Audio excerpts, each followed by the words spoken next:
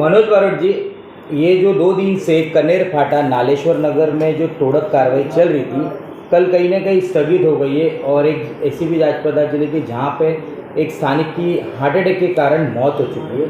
वहाँ के लोग रास्ते पर उतरकर स्थानिक आमदार जो बहुजन विकास आघाड़ी के राजेश पाटिल है उसके कार्यालय तक भी गए। तो इस विषय पर क्या सच है और क्या झूठ है, आपके पत्र कर रही है?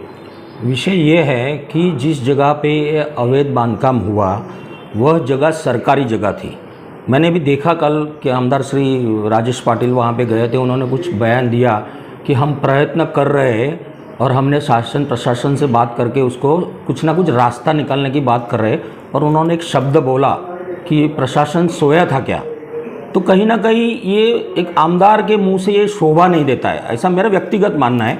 क्योंकि जब अगर आप पर एलिगेशन कर रहे हो, 30-35 साल से आपकी सत्ता है और आप स्वयं, ये आपके कार्यकाल में बना कि नहीं मुझे नहीं पता है एग्जैक्टली, लेकिन उसके पहले भी अगर बना है तो कहीं ना कहीं आपका ही वहाँ आमदार था, आपका ही नगर सेवक था। तो अगर प्रशासन था तो उस वक्त आपका नगर सेवक और आपका आमदार सोया था क्या?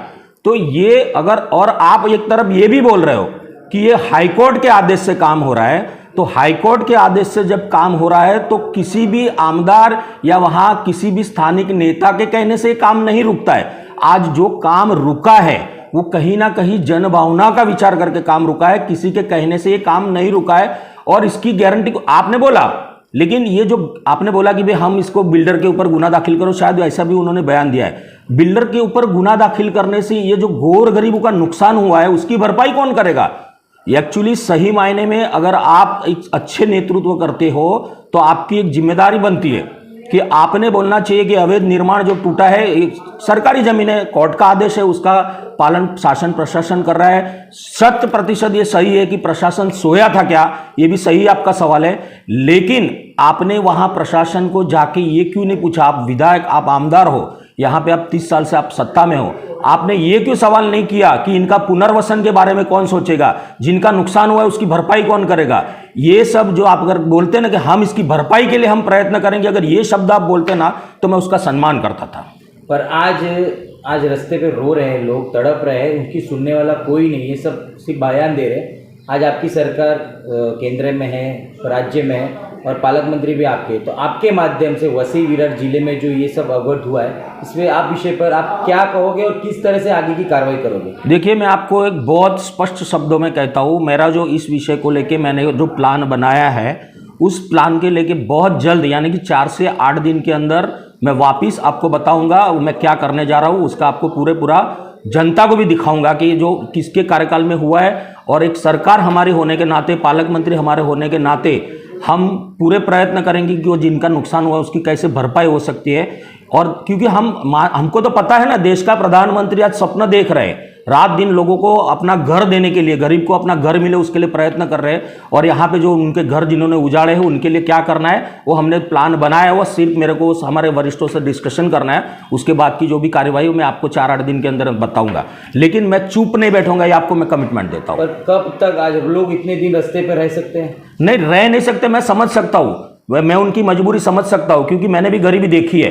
इसीलिए मुझे पता है गरीब की जो परेशानी, जो आज मेरे को उन्होंने बेचारे ने जो घर लिया है, कहीं ना कहीं गहना बेचा होगा गांव में, कहीं ना कहीं जमीन बेची होगी, और उनको जब बेघर हुए तो उनकी परेशानी मैं समझ सकता हूँ। लेकिन जो मेरे हाथ में है, मैं डेफिनेटली उन गरीबों के लिए जो भी पॉसिबल है, शासन प्रशासन के जो गुहार लगाने वहाँ लगा के जो भी संभव है बहुत जल्द से जल्द उसका रास्ता निकालने का हम प्रयत्न करेंगे। पर महानगर पालिका की पूरी भ्रष्ट है, जिसके वजह से उन्होंने वहाँ पे लाइट बिल, वहाँ पे घर पट्टी कैसे चढ़ाया? अगर जब ये महाराष्ट्र शासन की जगह थी तो उन्हें पूरा अधिकार था, उनको पूरा हक था कि ये चीज़ नहीं होना चाहिए था, पर उन्होंने पैसे लेकर ये उनको घर पट्टी दी। आज वही लोग उनका तोड़क कार्रवाई कर रहे हैं, तो आप महानगर पालिका को क्या आह्वान करोगे? मैंने पुलिस कमिश्नर साहब को और कलेक्टर साहब को परसों लेटर लिख के यही मांग की है कि ये जो बांधकाम हुआ है वो बांधकाम जिस भी अधिकारी, यानी तलाटी, सर्कल ऑफिसर या तहसीलदार, जिनके कार्यकाल में अवैध निर्माण हुआ है वो दोषी है। इसलिए पहले इसकी जांच करो कि किसके कार्यकाल में अवैध निर्माण हुआ है, उसके ऊपर पहला गुना दाखिल करो।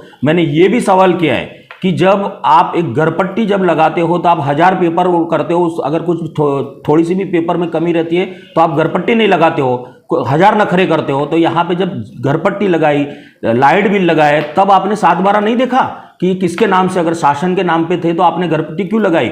मतलब कहीं ना कहीं ये जो अनधिकृत बांधकाम, गरीबों की लूट के अंदर प्रशासन के, मतलब सब के सब इसके अंदर जो शिकायत करता है उनको वो सब इसके अंदर, मतलब आज आप देखो वसई विरार के अंदर एक ईंट का काम करके देखो, वहां उसके विरुद्ध 100 का तकरार आपकी महापालिका में या जो भी संबंधित विभाग के पास पहुंचेगी।